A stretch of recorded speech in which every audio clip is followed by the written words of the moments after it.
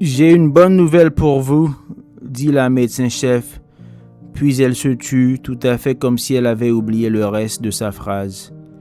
Elle-même ne donnait pas l'impression d'aller bien, franchement pas bien du tout.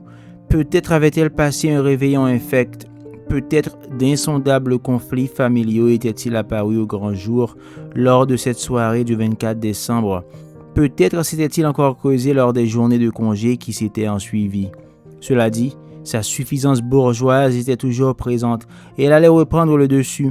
C'est du moins ce qu'espérait Paul en ce lundi 28 décembre où l'hôpital Saint-Luc était très calme. Les malades eux-mêmes, s'ils mouraient encore, semblaient le faire au ralenti.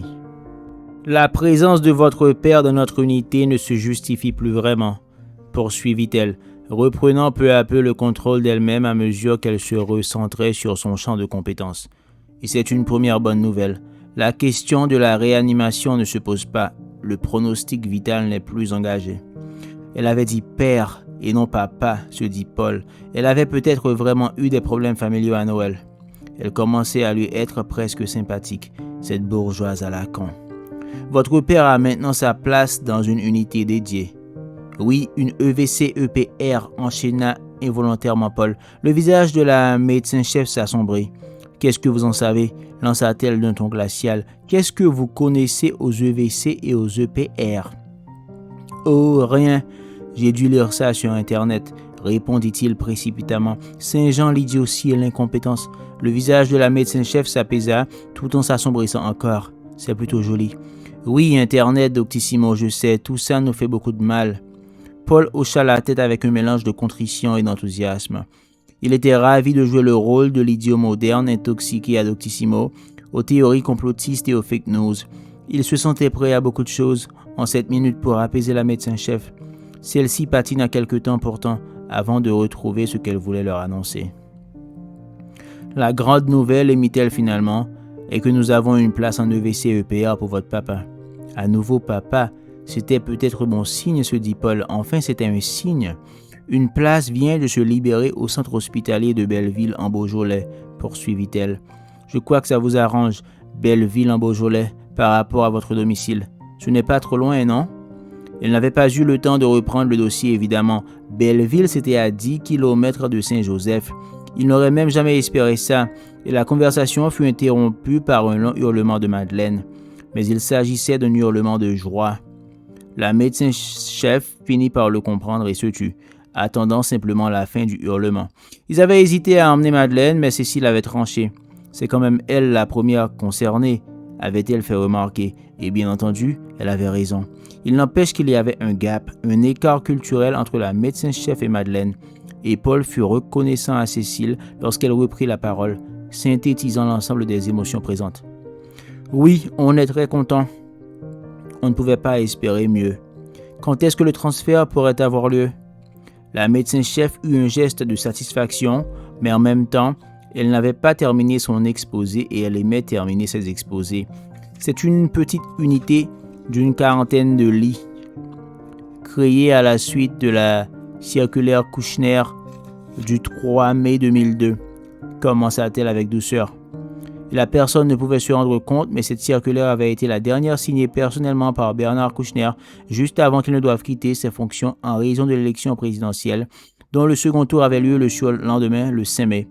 Et pour elle, c'était bouleversant parce qu'elle avait été amoureuse de Bernard Kouchner pendant toute son adolescence, amoureuse grave, et que cela avait pesé lourd dans sa décision d'entreprendre des études de médecine. Elle avait même le demi-souvenir un peu honteux de s'être, le soir de son inscription à la fac de médecine, masturbée devant une affiche de Bernard Kouchner en meeting qui décorait sa chambre. Ce n'était pourtant qu'un meeting du Parti socialiste. Il n'avait même pas de sac de riz. Comme beaucoup d'unités EVC-EPR, elle est adossée à un EHPAD, poursuivit-elle, alors qu'elle se remettait difficilement. Elle sentait quelque chose de trouble et d'humide envahir son entrejambe. L'évocation de Bernard Kouchner, elle avait vraiment intérêt à éviter. Au bout de 30 secondes de respiration coordonnée, elle se reprit. « Oui, je sais, dit-elle en se retournant vers Cécile. Les EHPAD ont une mauvaise réputation et c'est loin d'être injustifié. Il est vrai que dans l'ensemble, ce sont des mouards ignobles. Je ne devrais peut-être pas dire ça, mais à mon avis, Les EHPAD sont l'une des plus grandes hontes du système médical français. Cela dit, en l'occurrence, l'unité EVC-EPR est gérée de manière autonome, au moins sur le plan thérapeutique. Il se trouve que je connais le médecin qui la dirige, le docteur Leroux, et c'était vraiment un type bien. Votre papa sera parfaitement soigné, j'en ai la certitude. Il n'a pas besoin de trachéotomie pour respirer, et ça c'est déjà énorme. Le point noir, par contre, c'est qu'il n'a aucun mouvement oculaire. Ce sont les mouvements oculaires qui permettent de rétablir une communication, et c'est souvent la première chose qu'il récupère. Elle s'abstient d'ajouter que c'était assez souvent aussi la dernière. Elle gardait à vrai dire un souvenir plutôt angoissé de ce moment de sa visite au centre hospitalier de Belleville-en-Beaujolais, lorsqu'elle s'était retrouvée dans la salle commune, au milieu de cette vingtaine d'hommes immobiles dans leur fauteuil roulant, absolument immobiles à l'exception de leur regard qui s'attachait à elle et la suivait alors qu'elle traversait la pièce. Ils ont plusieurs séances hebdomadaires de kinésithérapie et d'orthophonie, poursuivit-elle, chassant ce souvenir, et Leroux travaille avec de bons professionnels, les mêmes depuis des années. J'ai été impressionné quand j'y suis allé. Ils sont baignés régulièrement et ils ont fréquemment des sorties en fauteuil roulant. Il y a un parc, enfin une espèce de petit parc à l'intérieur de l'établissement, mais souvent ils vont plus loin jusqu'aux berges de la Saône. Pour ce qui est de la date de transfert, poursuivit-elle, ça se passait comme elle le souhaitait maintenant. Cet entretien avec la famille, elle gérait tout à fait l'affaire. Eh bien, nous sommes lundi. Leroux m'a téléphoné ce matin pour m'avertir. La chambre a déjà été vidée, il ne reste plus qu'à la nettoyer. Ça me paraît tout à fait possible d'accueillir votre papa dès le mercredi.